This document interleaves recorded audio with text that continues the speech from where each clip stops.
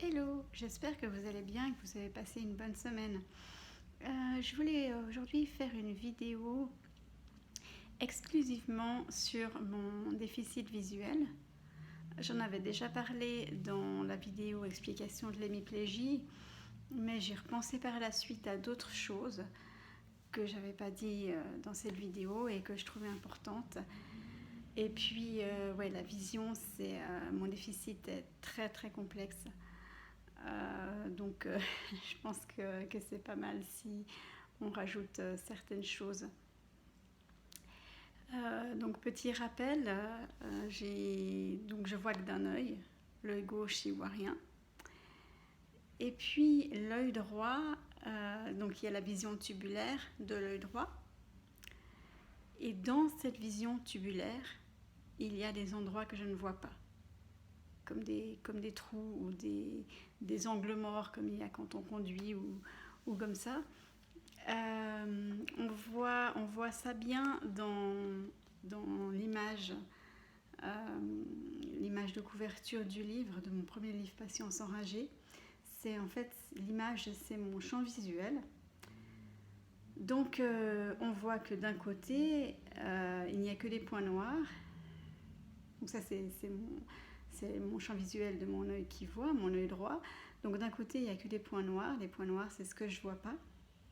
Et de l'autre côté, il y a des points noirs, des ovales et des croix. Je ne sais pas si on voit vraiment bien tout ça sur l'image là. Je mettrai sur ma page Facebook l'image de couverture du livre. Je pense qu'on verra mieux. Donc les points noirs, c'est ce que je ne vois pas. Les ovales, c'est ce que je perçois. Et les croix, c'est ce que je vois réellement. Donc en fait, ce qu'on voit bien, c'est que dans la partie du champ visuel où je vois, il y a pas mal de points noirs et pas mal d'ovales. Et aussi, heureusement, quelques étoiles. Donc dans cet endroit où je vois, il y a plein d'endroits où je ne vois pas. Donc c'est pour ça, par exemple, que je me cogne beaucoup. Voilà. Donc ça, j'ai fait une petite liste pour rien oublier des petits points que je voulais encore vous parler. Donc voilà, je suis très myope. Donc ça, c'est réglé avec les lunettes. Mais ça, c'est qu'une partie de mon souci visuel. Des fois, les gens me disent ouais, t'as un handicap visuel, mais t'as les lunettes. Si t'es myope, ben t'as les lunettes, ça règle le problème. Et les gens pensent que je vois bien parce que j'ai des lunettes. Des fois même, ils me disent ouais, là, moi, j'ai pas pris mes lunettes. Vu que toi, tu les as, est-ce que tu vois là-bas? Est-ce que tu peux me dire ce qu'il y a? Et puis moi, j'ai beaucoup de peine à leur faire comprendre qu'en fait, je vais pas pouvoir, je sais pas, je vois pas où est-ce qu'ils m'ont montré, où est-ce que je devais regarder. Non, c'est très compliqué. Souvent, les gens, ils pensent que je vois très très bien et ça prête à confusion, tout ça.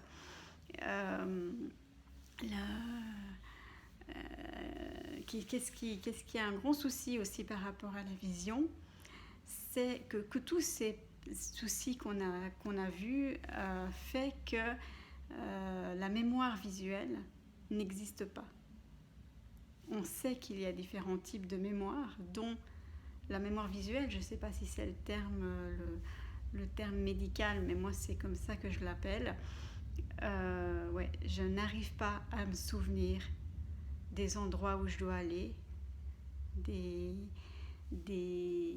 visages des gens, de n'importe quoi de visuel, j'arrive pas à me souvenir. Ou alors oui, mais il faut que j'aille à un endroit très très très fréquemment.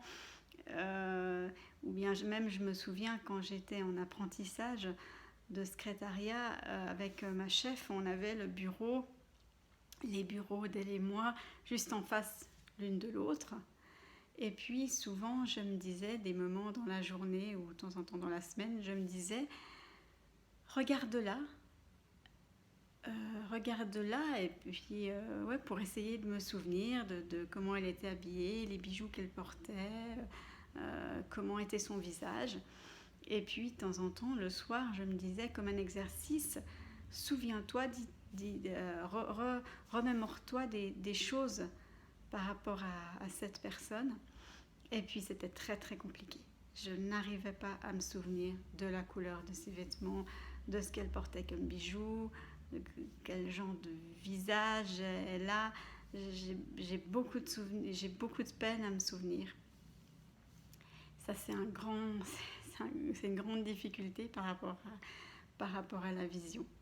Et puis donc c'est soit me souvenir des visages des gens, ou bien des endroits, comment faut aller à tel endroit visuellement. C'est vraiment très très compliqué.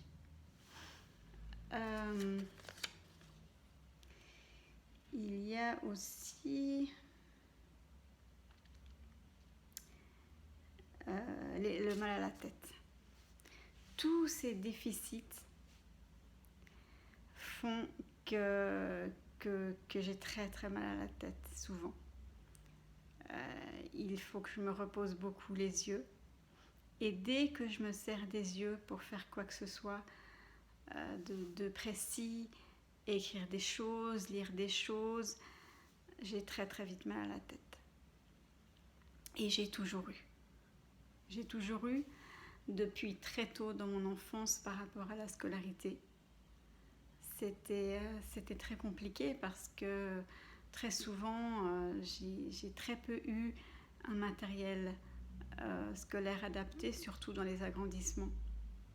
Ça a été un des grands combats de l'école que je relate également dans ce livre, dans mon premier livre Patience enragée. J'ai très rarement eu un matériel scolaire adapté visuellement, donc je devais toujours faire avec le peu de vision que j'avais. Et puis ça m'a épuisé les yeux. Ça m'a épuisé les yeux. Je ne peux pas le prouver par A plus B, mais après toutes ces années, je pense vraiment que d'avoir rarement eu un matériel adapté scolairement, visuellement, a fait que ça ne m'a pas aidée dans ma scolarité et puis l'état de ma vue d'aujourd'hui, j'ai envie de dire. Et puis plus tard, beaucoup plus tard, quand j'ai écrit les bouquins, j'avais très souvent mal à la tête. Très souvent mal à la tête parce que c'était très visuel. C'était très visuel. Et puis à l'époque, quand j'ai écrit les deux bouquins, il n'y avait pas comme aujourd'hui la reconnaissance vocale, les voix synthétiques. Donc il fallait tout faire par les yeux. J'avais de l'aide, mais je faisais quand même beaucoup moi-même, donc c'était très difficile.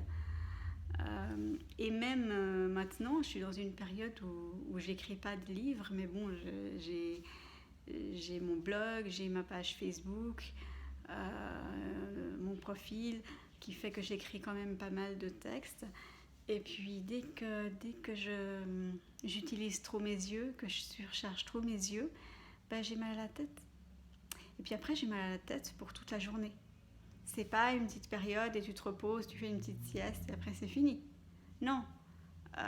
Très souvent, quand c'est là, c'est là. Et ça part seulement après une nuit de sommeil. Et même des fois, je sais pas pourquoi, je me réveille et j'ai déjà mal à la tête. Voilà. Donc, oui, donc le mal à la tête, très très très présent, très souvent.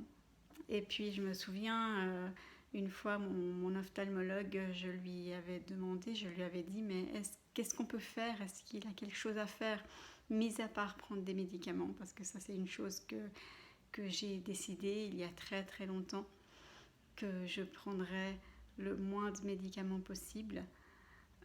Parce que des médicaments, j'aurais pu en prendre pour ma vision, pour le mal à la tête ou d'autres choses, et puis pour le physique depuis très très longtemps. Donc ça c'est quelque chose que j'ai décidé que je voulais pas faire, mais je lui ai dit, mais est-ce qu'il y a quelque chose à faire d'autre? pour enlever ce mal à la tête. Et il m'avait dit te reposer au maximum. Alors là, je me suis dit, ok, donc je me repose déjà beaucoup.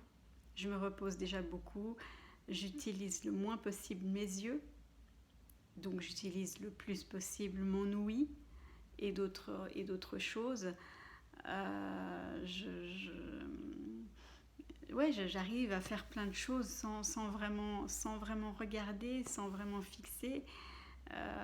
J'arrive à par exemple par l'ouïe, je reconnaîtrais beaucoup plus facilement les gens par leur démarche, par leur façon de parler, par leur voix, je peux entendre quelqu'un qui monte les escaliers depuis le bas de mon immeuble sans qu'il fasse vraiment beaucoup de bruit, hein, une démarche normale, moi je l'entends depuis le bas de l'immeuble. Mais bon, pour certaines choses, j'ai quand même besoin de mes yeux. Et très très vite, j'ai mal à la tête. Et puis bon, voilà, j'ai choisi un métier qui est quand même très visuel, même si j'utilise beaucoup, de plus en plus, la reconnaissance vocale, la voix synthétique, je dois quand même corriger mes textes. Mon orthographe est pas super. Elle s'améliore quand même, plus on écrit, plus ça s'améliore, mais l'orthographe est aussi très très difficile parce que la lecture est très difficile. En fait, quand je lis, je déchiffre parce que à cause du champ visuel très restreint, souvenez-vous, c'est comme si je ferme un œil et que devant l'autre je mets un rouleau de papier toilette. Donc la lecture, c'est plutôt du déchiffrage. Je lis 3-4 lettres à la fois. Donc pas du tout une phrase entière, pas du tout une demi-phrase entière, pas du tout pour certains mots un mot en entier. Donc quand on lit comme ça, on n'a pas la vue d'ensemble. Donc la construction de l'orthographe, de la grammaire est très différente, est très faussée. Donc c'est difficile, c'est très difficile. Donc voilà. Alors c'est plein de petits soucis encore visuels.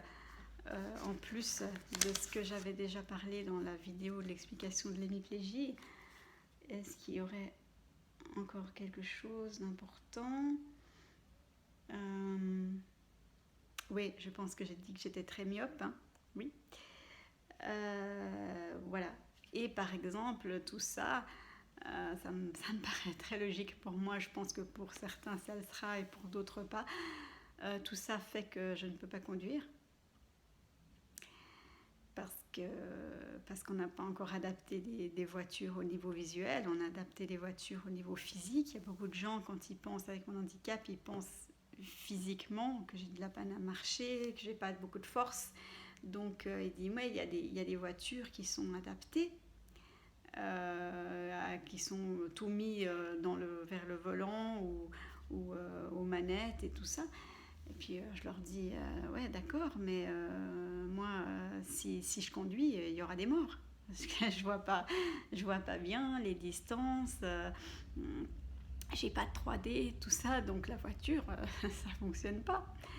Donc ça, c'est quelque chose qui est très embêtant. Heureusement, on a beaucoup les transports publics sont très très bien, on en a beaucoup, je m'en sers beaucoup. Mais bon, quand même, on est moins autonome qu'avec une voiture. Et puis moi, je pense que c'est quelque chose que j'aurais aimé conduire. Il y a des gens, ça les intéresse pas. Bon, c'est comme pour tout, mais moi, je pense que oui, c'est quelque chose que j'aurais bien aimé.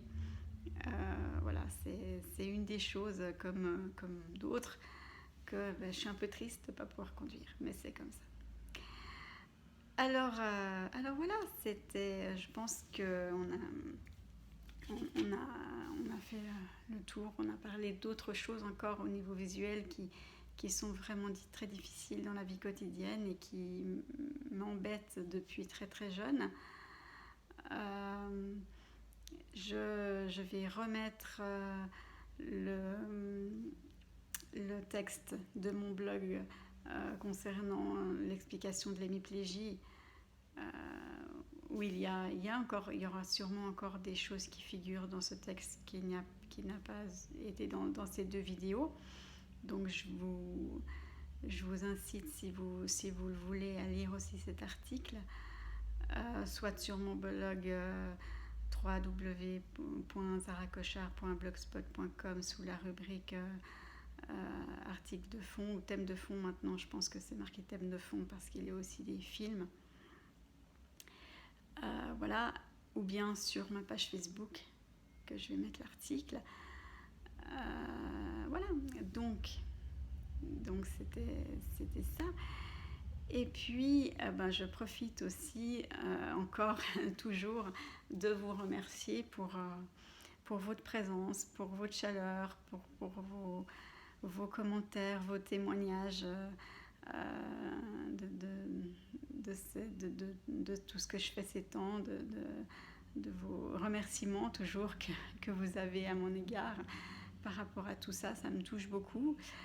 Donc je vous remercie beaucoup et puis je vous souhaite à tous une belle fin de semaine, tout de bon, et puis à tout bientôt pour une prochaine vidéo. Bye bye.